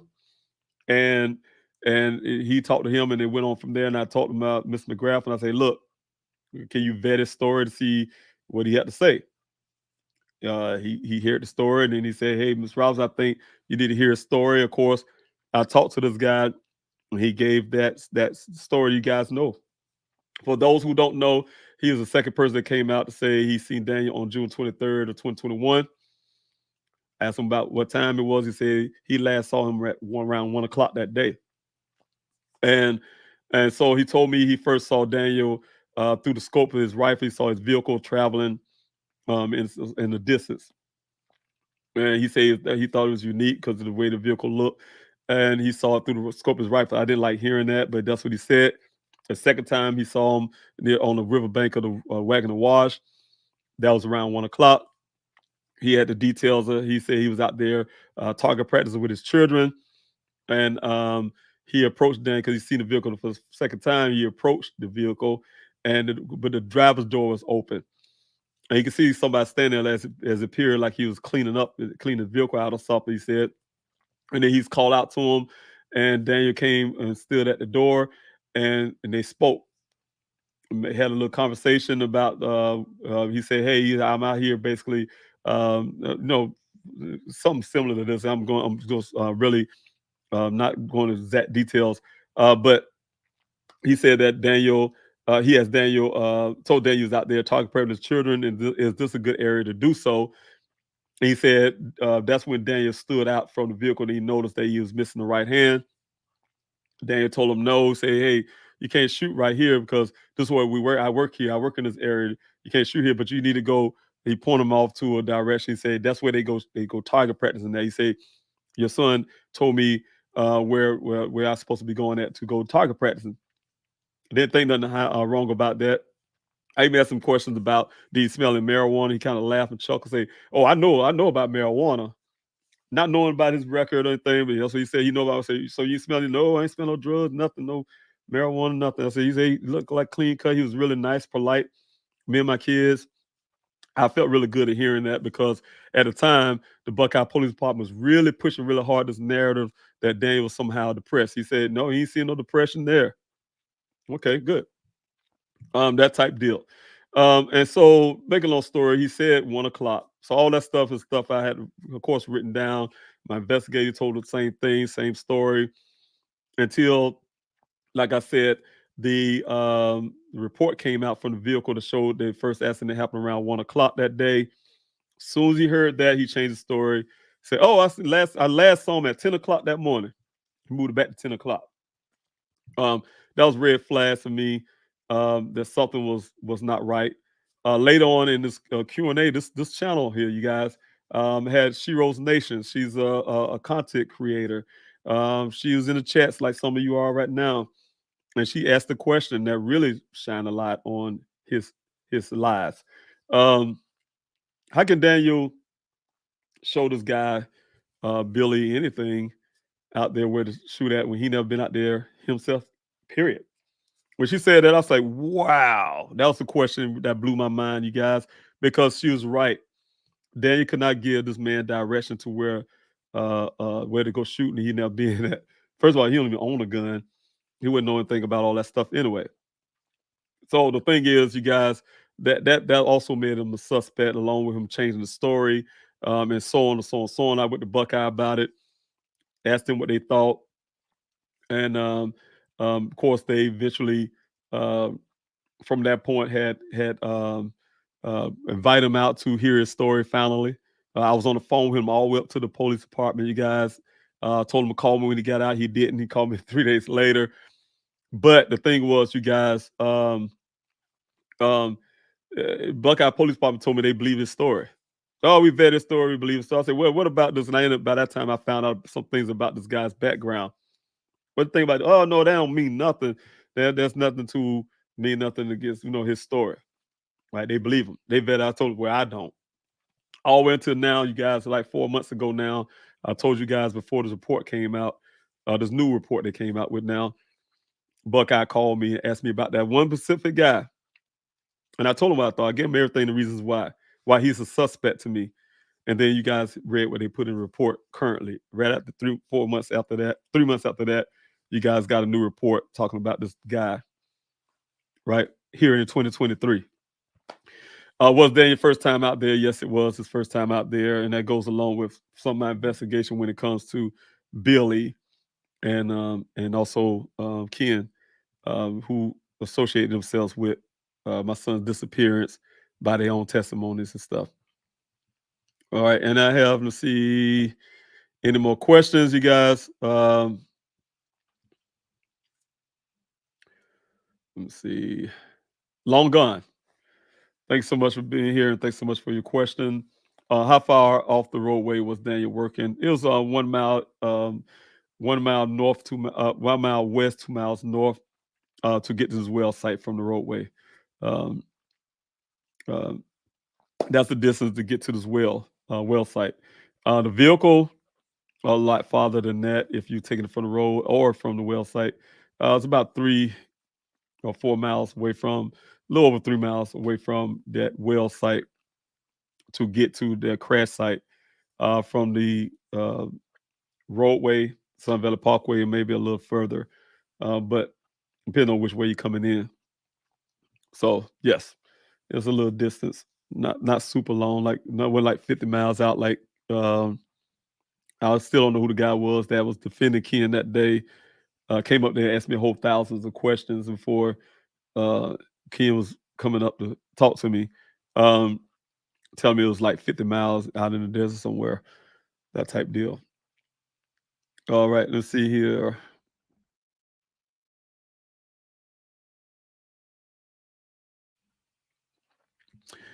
Long gone, you right. I think you was responding to what I was saying when it comes to if I was gone. I'm telling you something. I'm telling you guys, if I did not come out to Arizona that day, angry, frustrated, and upset, and worried at the same time, all of mixed feelings. Yeah, y'all would never heard of a Daniel Robinson being missing. I can promise you that. The vehicle that I'm still holding on to, you guys, with forensic evidence, the airbags, the clothing, that law enforcement, you guys, I'm paying hundreds of dollars to store the stuff, right? I don't have money growing off of trees. And I'm still waiting on law enforcement to take these things in their possession to do the forensics on it, and then so I can get rid of these things. So we have those swabs or whatever they use or whatever to do the forensics. We have that stuff already there, and I don't have to keep holding on this stuff to wait, right? But I'm saying if I wasn't here, there wouldn't have been no swabbing of the steel wheel. I mean, think about it, you guys. Think about this. I'm telling you how you should know this. That vehicle showed up on July the 19th, right? July 20th, they waited over 24 hours to tell me. A man that was out there on a rescue mission with hundreds of volunteers, some a lot of them from Buckeye, out there on that ground, scrubbing the ground all in 118 degrees, taking risks of ourselves to go search for Daniel, right? Do that like a person that's sleeping, first of all, out on social media trying to get Daniel's story out nationally. And they say they think I was sleeping, right? So that's why they didn't want to tell me. Over 24 hours later, they tell me. Other part is when I get there to the police department, they ask me to come in, give me that little briefing and that crap, they theory about Daniel joining the monastery, become a monk. After they showed me that vehicle, devastated, I wouldn't touch it for no reason. I was stunned, and they were trying to get me to. The first thing that officer said to me, think about this, you guys. If they really had any kind of idea of really finding out what happened to my son, they would have did forensics on the scene out there. They didn't. Y'all gonna hear a report from Detective Biffin as well. That when I talked to him, and he's gonna tell you why he felt there was no reason to do forensics on that scene, right? So they grabbed everything because they look at it as, nah, we don't see nothing here. No need to even try to look for nothing. We didn't see any blood in his vehicle with their own eyes. There was no luminol and all the stuff to test to see if blood was wiped up, all that stuff. They grabbed everything tactfully, I'm sure. You ought to see how that ground looked when they drag it out of there. Hard. Jordan Bill guys throw it on the thing, threw it in the compound, threw the stuff in evidence bags and marked for safekeeping, meaning that Dan's gonna come back for his stuff, right? We setting this thing ready to give these families and get the hell on back to South Carolina. And they gave me they was planning to give me those bags. The other part is the day after, like I said, on the 20th, Detective Biffin threatened me. I took it as a threat. I said, man, I need to get out of here. I was feeling it. Y'all think I was feeling it tonight. I was feeling it. You see something that that your son was in, a vehicle in the condition it was, and the first time I saw my son got hurt, killed, or something in his vehicle. And he wanted me to touch it bad for that reason. And when I said I had enough, I said, man, I need to get out here. I had enough. Wait. You need to get this vehicle out here today. And that's what he told me now. You need to get this vehicle out of here today. If you don't, we're going to have a tow out of here and you're going to have to pay storage fees. That's something you tell a family after he's going through an emotional crisis right now, trying to get the hell out of there because what he's seeing is too devastating. Yeah, that's what I had to hear first, you guys. I felt like a grown man begging another man to hold that vehicle for 3 days, which I was able to convince him to do. But God stepped in because in that 3 days, I was able to get that meeting. That changed a lot of stuff as well. But let's say I didn't come to Arizona. That vehicle would have showed up, so eventually would have found it, this and that. They would have scooped it up just like they did, threw things in the evidence bag, no friends at all. They would have had it towed out of their compound because they didn't want it there no more, some junkyard somewhere. And then they send a bill to the family, right? No forensic work at all, none of that stuff, no swabbing of steel wheel.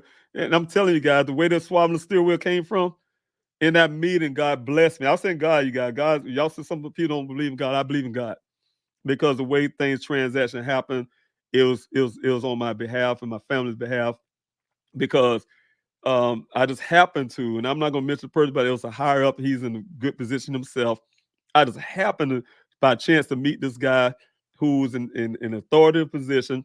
And I met him through a young lady who came out to my searches, and her friend. She worked under him.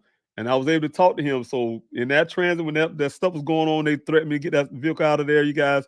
I was in the background at night talking to this gentleman. He was already trying to get me a meeting with Chief Hall.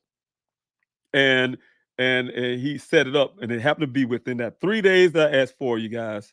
The 3 days I asked for, so I can go find Daniel's creditors, find out who owned the vehicle, who owed the bill to, the type of stuff, where to take this vehicle. I didn't know what to do with it. And so I'm telling you guys, if none of that happened, God intervened with that, you guys, I promise you guys, it would have been no Jeep that y'all know about. There would have been no swabbing the steering wheel, because when I was in that meeting, Mr. Farmer can tell you, he was there with me. I didn't know him. That's the first time I ever met Mr. Farmer in person. I talked to him on the phone because he got introduced by the same person. But Larnell, I met him at the police station. He said, "Hey, you need somebody to go with you?" "Yeah, come on." And I found out he was working with the NAACP. That even made him better. "Come on, man." And he just went there to just listen. Let's listen in while I record. He listened and we talked. Right? To all these officers with guns on their sides. So long story short, you guys, I'm telling you, if I haven't been, I look back at this whole story, if I haven't been fighting the way I have been doing for my son, haven't came out to Arizona, haven't been out there and happened to be in that desert, haven't got this meeting with Chief Hall, there would have been no forensics. Y'all would have been reading no report. "Oh, we did it." So they ain't gonna say Mr. Robinson requested it, which I did, because they'll make them look bad. But there would have been no swabbing of the steel wheel and the shifter and all that stuff. I requested. I had to make them do it because they ain't doing it. I was almost stuffing my hand on their desk in there because I was angry. I was like, and they gonna have the desk. I said, "How you know my son was even driving the vehicle?" And this was the Sergeant Hanneman, whatever his name is. He looked at me and said, "Where's your son? His vehicle is obvious he was driving it." What kind of BS was that? See, that's the kind of thing I'm saying, you guys, that department, and I hate to say it this way, a whole bunch of white guys were looking at me and they felt like they could say any kind of thing to me. "Your son joined a monastery, became a monk. It's his vehicle, he's obviously driving." This dumb stuff to me, like I'm unintelligent or something, you know? And so I had to try to sit there and take this from this department, you guys. And I'm telling you, people wonder how you can trust a department like that can do stuff like that. You can't. I don't trust none of them guys as far as I can see them. So the thing is, I'm saying, when you ask the question, yeah, they wouldn't be, when you made that comment long gone, they wouldn't even be mentioning Daniel. Local news wouldn't even know who Daniel is. None of that stuff would have happened, you guys.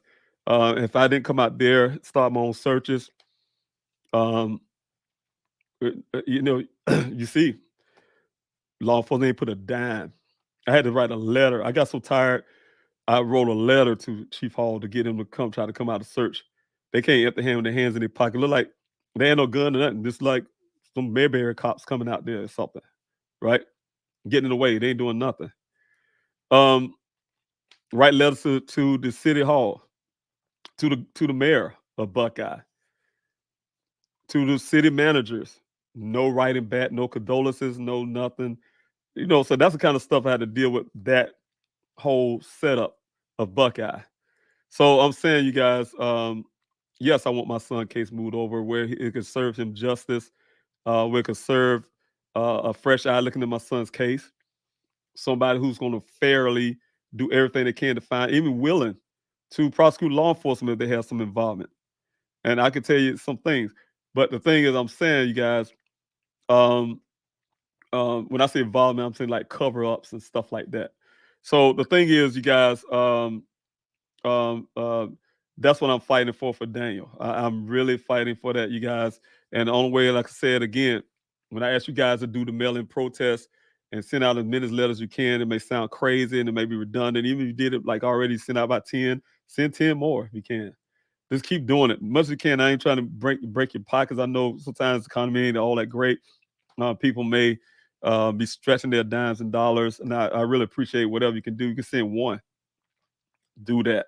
Because long as these letters going in and these same things over and over again, I'm trying to update the letters, by the way, put a different date on, put an updated date on it. But as long as these things going in all the time, you guys to the department, they cannot forget about Daniel.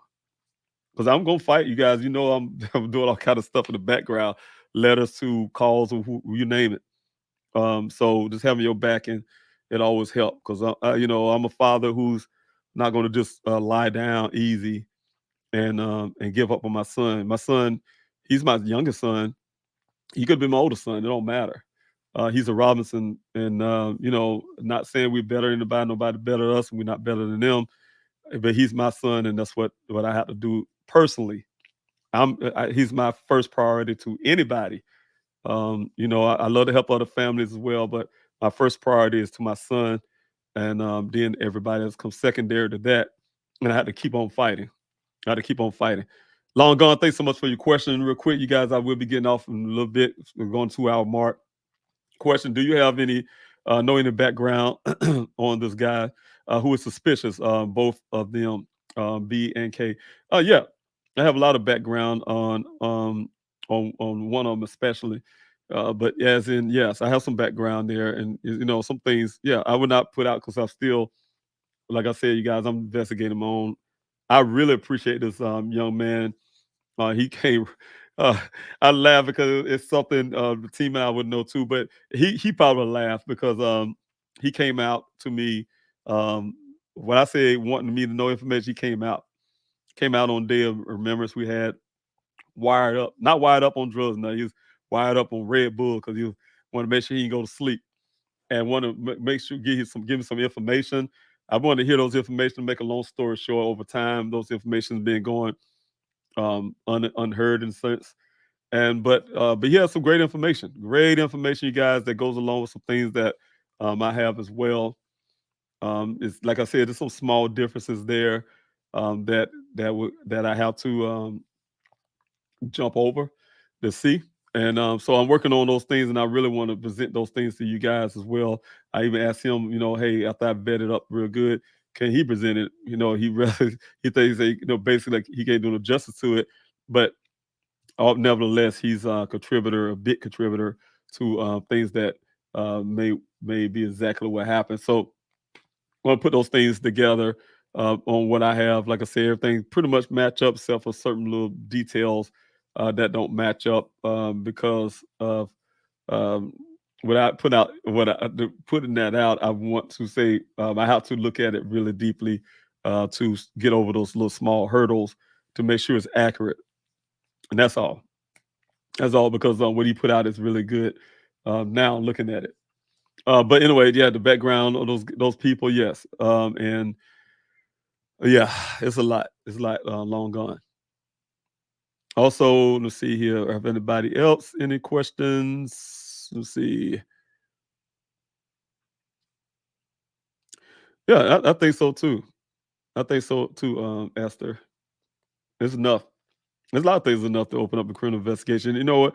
Criminal investigation, what I'm asking Maricopa County to do, independent investigation, will open up a lot of uh, it open up warrants. We get those cell phone pings easy from the companies. It opened up some things that we really need to find out exactly what happened to my son. Why? Buckeyes very reluctant, and I have my reasons, I believe, to make sure this case do not become a criminal case. Because like I said again, it involve some really intense stuff. As long as it's a missing person case, they really don't have to do anything. They can feel justified and always like we go to court so they can hang in their head and say, well, we did everything. We went beyond the duty of what it takes for just a plain missing person case. That's what they'll say, right? Which that is BS too. But when it's a criminal case, you'll see how minor things that was done to find out what happened to my son. Because a criminal case will cause law enforcement to do more, use more money, more resources to find out exactly what happened, right? Go further. I would be housing no forensics and stuff like that right now. They can do that to me until that my money run dry. They're hoping for, I'm sure, my money run dry, and because it's not a criminal case. Then when it disappeared, then when it become a criminal case, they say, "Oh, well, we just didn't have the evidence. The evidence is gone." That type thing. But anyway, um, Navy ex-Navy girl 81. Thanks so much for being here. Thanks so much for everything, constant support. Was gear shifter. pried up around the center console. I'm trying to understand what you were saying there. Was the gear shifter pried up around the center console? I don't know if you mean if it was in the park or drive or something like that. I look at a picture, you guys. I say it was in neutral. In the pictures I've seen on the scene, um, people argue say it was in drive. Some argue say I don't know, whatever. But I just based that on the picture that Miss McGrath took when it was actually in park, where it's sitting at, and once he got into a facility that we have, and also I look at the pictures that I have from that scene, and then also back it up with pictures offline of the position when it's in drive or neutral and that stuff and how it looks. So, like I said, you guys, um, it's hard to tell because pictures can be deceiving. But the thing is, I'm saying, who knows? It could have been in neutral when that vehicle was found. Long gone. Question here: were both guys out shooting that day? No, just one guy. Billy claimed he was out there shooting target practice with his kids. That's the only thing I know.